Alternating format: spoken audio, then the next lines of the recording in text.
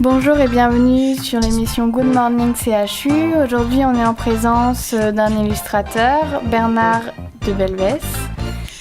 Bonjour. Bonjour. Bonjour Pénélope. Bonjour Laurine. Bonjour. À côté de moi, pour m'accompagner, il y a Laurine et ici moi-même, Pénélope. Allez. Pouvez-vous vous présenter Je vais me présenter. Alors moi, je suis illustrateur. Enfin, au départ, j'étais dessinateur et puis pour gagner sa vie, il faut s'inscrire à la Maison des artistes. C'est pour être protégé par rapport à la sécurité sociale. Et puis c'est eux qui m'ont dit, vous êtes illustrateur. Bon, c'est bien, être illustrateur, c'est sympa. Et ça permet de... mon métier consiste à illustrer n'importe quoi. Ça peut être des articles dans les journaux, ça peut être des dessins pour des enfants, ça peut être des cartes illustrées, ça peut être plein de choses. Et ça, c'est très sympa, parce que ça ouvre un grand éventail sur plein de possibilités, et on vous demande ce que vous aimez faire. C'est merveilleux. Comment choisissez-vous vos modèles ? Alors, moi, je travaille surtout sur commande.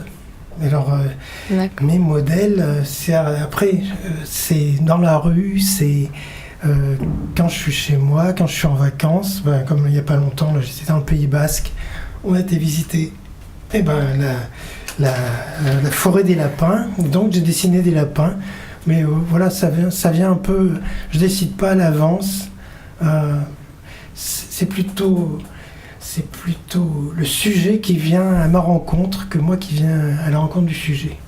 L'architecture vous inspire beaucoup ? Oui, parce que j'ai fait des études d'architecture. Alors au début, je pensais que je ferais des grands buildings, des trucs comme à New York et tout ça. Et en fait, moi j'étais dans une petite ville, c'était à Clermont-Ferrand. C'est tout bas des volcans, mais c'est tout petit comme ville. Et là-bas, il n'y a pas de building. Non. Donc, je me suis vite aperçu que c'était bien fatigant de tracer des traits bien droits en horizontal et puis des traits bien droits aussi, rectilignes. En vertical, il fallait que les traits se touchent, mais qu'ils ne se dépassent pas. C'était vraiment pas très sympathique pour moi. Donc, j'ai vite quitté l'architecture. Mais ça m'a appris quand même à regarder les choses, les perspectives. Il y a plein de lignes imaginaires qui se trouvent que les yeux... je sais pas, toi qui fais de la photo, la perspective est partout. Oui. Et c'est bien moi, ça m'a appris à bien regarder les choses, où les traits y vont, parce qu'ils vont toujours quelque part. Et quel type de paysage vous préférez ? Alors moi, j'aime bien... Alors je dirais... Comme je suis très flemmard, alors les bords de mer, comme ça, c'est tout là. Mais j'aime bien la montagne, j'aime bien la nature, hein. J'aime bien ce qui bouge aussi, j'aime bien mettre dans mes dessins un petit peu de vie. Pas que ce soit mettre des personnages, mettre des animaux. Et puis, s'il y a des feuilles sur les arbres, essayer de les montrer en train de bouger. Relief un peu ? Oui, ouais. Mettre des ombres, quand on met de l'ombre, ça veut dire qu'il y a de la lumière et on a du volume. Voilà. Et essayer de passer du 2 dimensions de la feuille à une espèce de représentation plus vivante. Moi j'ai une question, est-ce que vous avez un monument ou une architecture que vous avez aimé représenter ou que... Alors, moi j'adore Paris. J'adore Paris, j'aimerais bien y habiter. Bon, actuellement, c'est pas possible. Je ne sais pas ce qu'il faut gagner. Mais en ce moment, je suis en train de faire le plan de Paris, avec toutes les maisons, la Tour Eiffel, la Seine. Les jardins, j'imagine aussi, qui sont très beaux. Mais oui. Les buts de Chaumont, moi, je pense. Oui, il y avait des choses que je ne connaissais pas. Et pour faire ce plan, j'ai été découvrir les buts de Chaumont. Je ne sais pas, tu connais ? Oui. C'est chouette, ouais. Et tu connais on rentre dedans, on a l'impression de ne plus être en ville. Et oui, et puis on est presque en montagne, hein, je sais pas si tu connais Pierre. Ouais. Mais donc on peut toujours découvrir à Paris, c'est merveilleux. Les musées aussi sont très beaux. Oui, même le musée d'Orsay, comme tu disais. L'architecture est très belle à l'intérieur. Ouais. Et puis, je sais pas, je connais des gens sur l'île Saint-Louis qui m'hébergent, des fois j'ai une chance folle. Et le petit matin, sur les bords du quai, là, Sur l'île Saint-Louis, il n'y a personne. Et on entend magique. juste la Seine. Et c'est au milieu de la ville. C'est merveilleux. Vous préférez la ville ou les paysages de campagne? Moi, je suis né, donc, même si Clermont-Ferrand c'est tout petit, je suis né en ville quand même. Et j'aime bien. J'ai mis très longtemps à me repérer par rapport à la campagne, aux arbres. Bon, un chêne, on arrive à repérer, un peuplier aussi, mais il y a des ormes. Il a fallu que je fasse on m'avait commandé des circuits de balade en campagne. Et pour moi, je rencontrais un arbre, c'était un arbre, ça n'avait pas de signification. Voilà. En ville, je savais qu'un feu, c'était un feu. On pouvait traverser la route là où il y avait des zébrures. Alors, à la campagne, j'étais pas du tout habitué, mais je m'y fais. Je pense que j'y arriverai un jour. Non, mais j'aime beaucoup. Hein. D'accord. Et est-ce que vous avez toujours voulu faire du dessin? Ouais, je crois que c'est... Depuis tout toujours. petit. Ouais. Je me levais très tôt et ma maman, pour pas que j'embête tout le monde, elle me mettait à table, elle allumait une petite lumière et elle me donnait des crayons et du papier et voilà, je gribouillais. Mais depuis tout petit, hein, vraiment. Ouais. C'est vraiment une passion. Ouais. C'est vraiment cool de pouvoir vivre. Alors là, oui, là, ça. je dois dire, parce que c'est pas facile. Je sais pas si vous vous lancez là-dedans, c'est très dur. J'imagine. Parce que on sait pas de quoi demain est fait. Alors, en plus, quand on travaille sur commande, qui veut vous... Moi, je fais pas du tout de la pub, hein. Par là, à Radio CHU. Mais ça se passe tout par de bouche à oreille ou parce que quelqu'un a vu de mes dessins et puis il me les commande.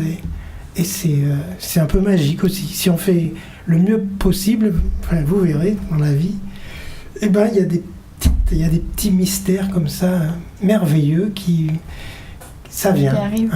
Ouais. Mais comment on peut commander vos dessins?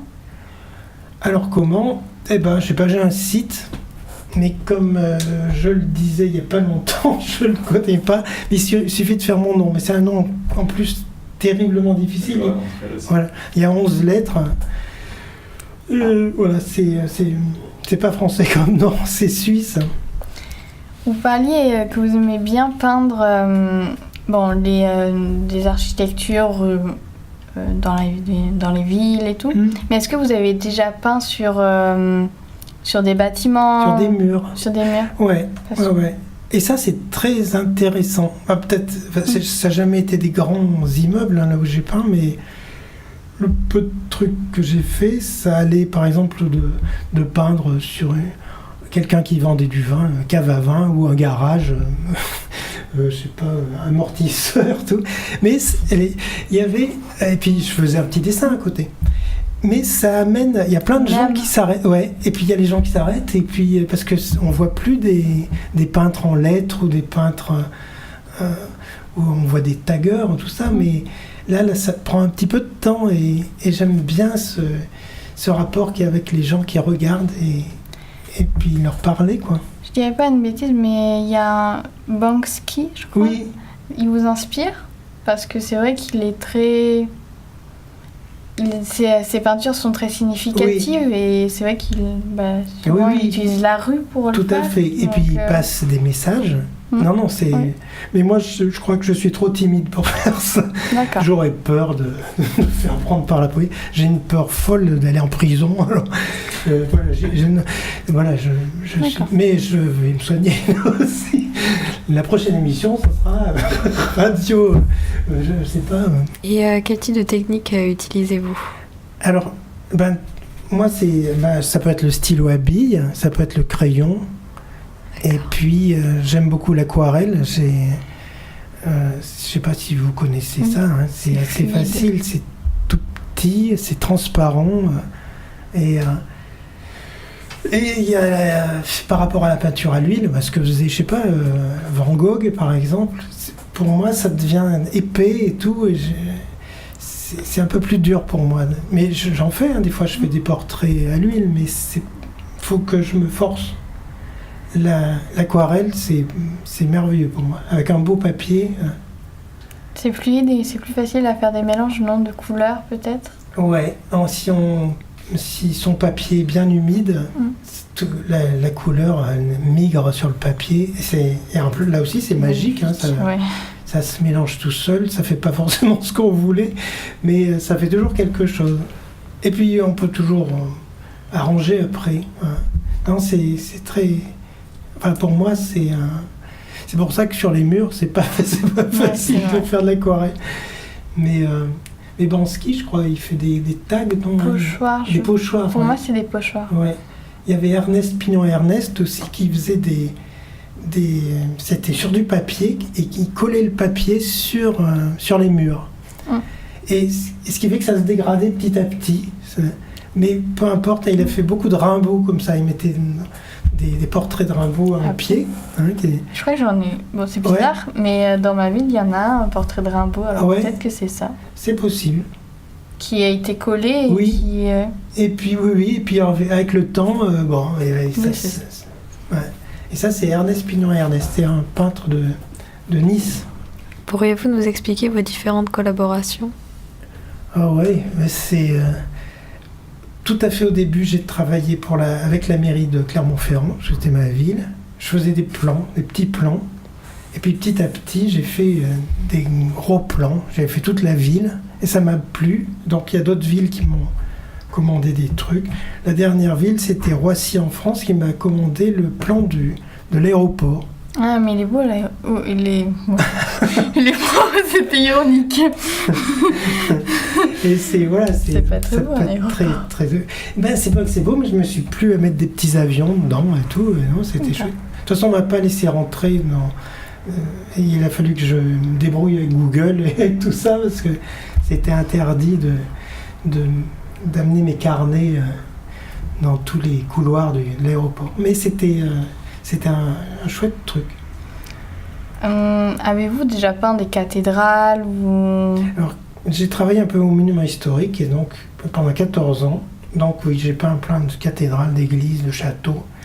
Et ça aussi, c'était très intéressant parce que je pouvais me retrouver tout seul dans un château, un grand château avec 200 pièces, et il fallait que je mesure tout le château. J'étais tout seul, et il y a même des fois, j'ai pris peur, parce que j'étais dans les caves, puis il y avait d'autres caves. Et c'était déjà dans le noir, et c'était encore plus noir. Et je sais qu'il y a certains endroits, je n'ai pas été. Dans le Périgord ou même en Aquitaine, c'est vrai qu'il y a beaucoup de châteaux. Oui, donc, oui. Alors moi, je m'occupais du département du Puy-de-Dôme. Il y a un peu moins de châteaux, mais ils sont beaucoup plus en ruine et beaucoup plus noirs à l'intérieur. Mais ça doit être plutôt impressionnant, parce que je pense qu'il y a une certaine atmosphère dans les ruines, donc un vécu, je pense. Ah ben là, je me rappelle avoir fait aussi l'ancien hôpital général de Clermont-Ferrand qu'ils ont démoli après, et de me retrouver dans des salles d'hôpital avec des lits. Je sais pas, il y avait 40 lits d'un côté, 40 lits de l'autre. J'étais tout seul dans cet hôpital. Les lits étaient posés les uns sur les autres. Et c'était vrai, il y avait vraiment une espèce d'ambiance... Tension. Oui. Et ça a dû se faire ressentir au niveau de vos peintures, non ? Ou de vos dessins, non ? C'est possible, mais là, c'était pour les monuments historiques. Alors, je faisais juste des plans. Mais, et puis, je ne m'attardais pas. Dans ces lieux. J'ai été aussi dans des cathédrales, dans des flèches, où vous êtes à 100 mètres de hauteur. Il y a des échelles en fer qui ne tiennent pas trop. Ouais, on n'est pas tranquille. Pas les ça. Mais par contre, dans les petites églises de campagne, quand vous montez sur le toit, c'est magnifique, hein, vous êtes le roi du monde, là. Est-ce que vous arrivez à bien vivre de votre passion ? J'ai toujours réussi, j'ai toujours mangé à ma faim, et j'ai toujours pu payer mon loyer, des fois en retard, mais il y a toujours eu des commandes qui sont arrivées au bon moment, au dernier moment. Mais non, il n'y a jamais eu trop d'huissiers à la maison. Non, c'était... Parce que c'est pas un métier qui est facile. Non, c'est pas facile. Ouais. Et faut vraiment être... moi, en ce moment, je sais pas, j'ai 64 ans. Mais vers 60 ans, j'ai fait de l'hypertension. Et je suis sûr que C'est un peu à cause de ça, cette passion qui sans devient- être assuré de j'ai une famille, j'ai une fille, on avait divorcé, mais j'ai une pension à verser, il fallait la verser. Donc j'avais des choses, des contraintes.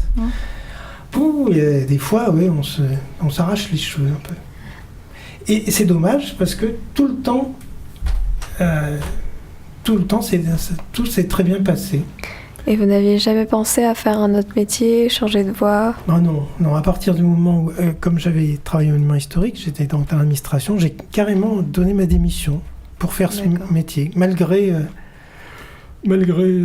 tous les directeurs me disaient voilà, vous allez revenir dans une année là, pleurer pour être réembauché. Ah non, je l'ai jamais regretté. C'est une liberté merveilleuse. Puis vous apportez ce que vous faites, vous êtes quelque chose unique, on est unique tous. Et on laisse une trace en quelque sorte. Oui, ça, au moins on est ça, ben voilà ce qu'on peut apporter. Ça c'est super. Avez-vous dessiné un livre Est-ce qu'il y a un livre pour les enfants qui vous a marqué, que vous avez illustré ou... J'avais fait un conte, c'était le conte des petites montagnes. C'est des montagnes qui s'aperçoivent qu'elles ont des pieds. Et il y a une ville à leurs pieds qui essaye de grimper sur elles. Et vers le mois de février, là, elles arrivent à voir que tout à fait à l'horizon, il y a la mer. Et un jour, elles décident de foutre le camp. Elles se secouent les pieds et elles secouent un peu les maisons. Et puis elles partent à l'aventure. Mais ça n'a jamais été... C'est très dur de se faire éditer. Là. Il faut avoir des entrées dans les maisons d'édition pour enfants, tout ça. Et ça jamais... Voilà, c'était un des seuls contes pour enfants que j'ai fait. D'accord. Moi, j'aurais bien aimé savoir ce que c'était qu'un livre maquette. Alors un livre maquette, c'est comme un cahier, et à chaque page, il y a des morceaux il y a des dessins de maisons, par exemple, ou de châteaux, qu'on peut découper tout autour, et il y a des traces de pliure, et on peut, c'est un peu comme un origami, quoi, mais ça se colle. Il y a des languettes qu'on colle, c'est super. Oui, c'est pour... Alors, je sais pas, j'en avais fait plein, ça. On pouvait refaire une gare. On fait des maquettes. C'est des kits, en fait. Oui, voilà. C'est des kits à plat, mais en carton, plutôt que ce soit en plastique et tout ça. Là, comme on fait des maquettes d'avions, tout ça. On avait fait des maquettes de camions aussi, je me rappelle. D'accord. Mais c'était très dur de faire les roues. Il y avait plein de petites languettes pour... on s'en mettait partout. Mais à la fin, ça pouvait faire un petit camion qui roulait. Voilà ce que c'est qu'un livre maquette. Vous faites des portraits, des caricatures, j'imagine? Ouais, d'ailleurs je vais faire les vôtres. Moi je vais essayer de vous faire... Je vais essayer que vous serez très très jolis, hein, j'espère. Puis je fais des carnets de voyage aussi. Parce que j'adore voyager. Et ça, je vous en montrerai si vous voulez. Enfin, on pourra faire voir à la radio comme d'habitude. Mais ça, c'est très chouette. Faire un voyage toujours avec... comme les lapins que je l'ai fait voir là. Mais... Ouais, une trace. Voilà, ouais. Puis on s'embête jamais. Donc, moi, on me donne un banc, un papier, un crayon. Et puis je dessine ce qu'il y a devant. Oui, et puis ce qu'il y a derrière après. Quel voyage vous a le plus marqué ou quel pays vous avez préféré? Alors c'est le dernier là, c'est parce que j'étais parti avec ma fille à New York.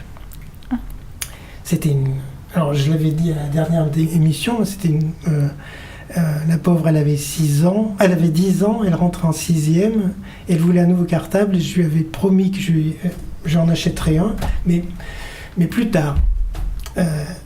Mais un beau cartable. Et on irait l'acheter à New York. Alors là, elle avait ouvert des grands yeux. Et je lui ai dit, oui, mais pour tes 40 ans. C'était méchant. C'était méchant, mais j'avais pas beaucoup d'argent, j'avais pas beaucoup de commandes. Je voyais pas comment je pourrais lui payer un cartable joli, quoi.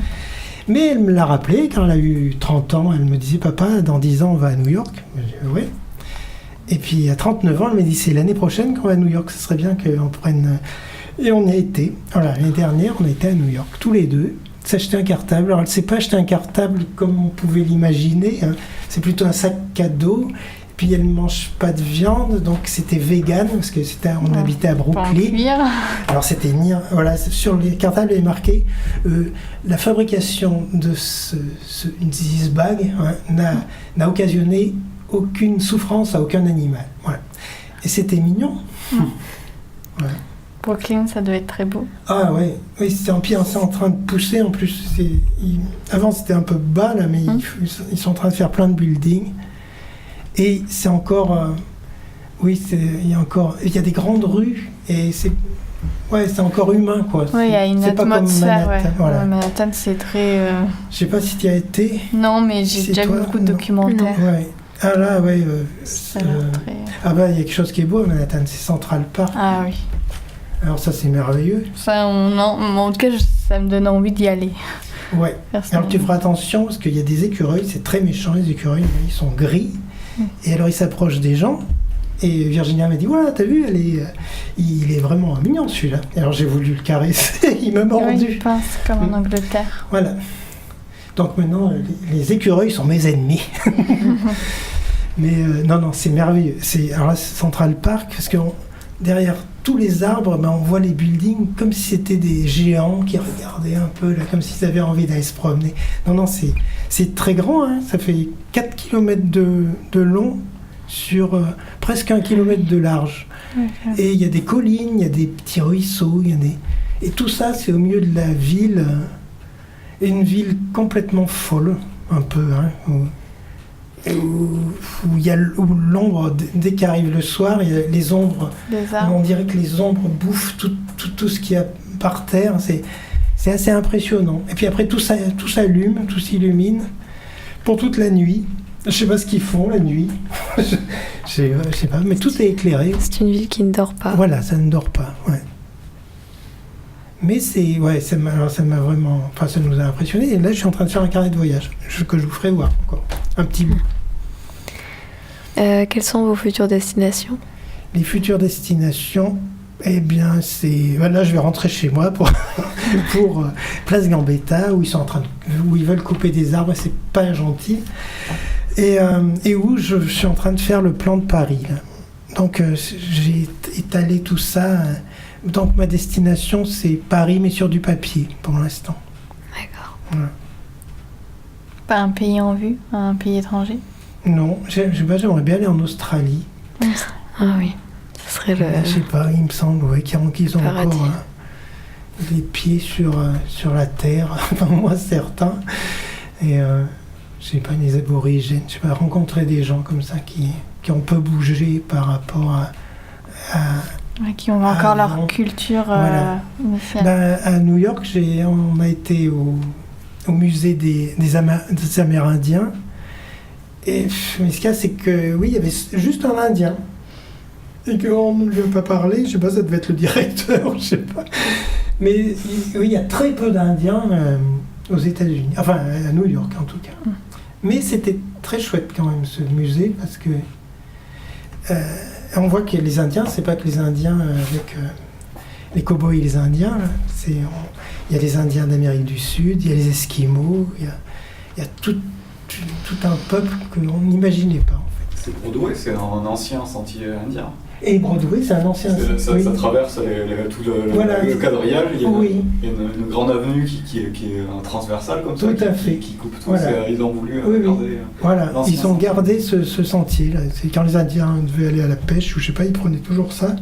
Et quand ils ont construit la ville, ils ont préservé cette rue en biais.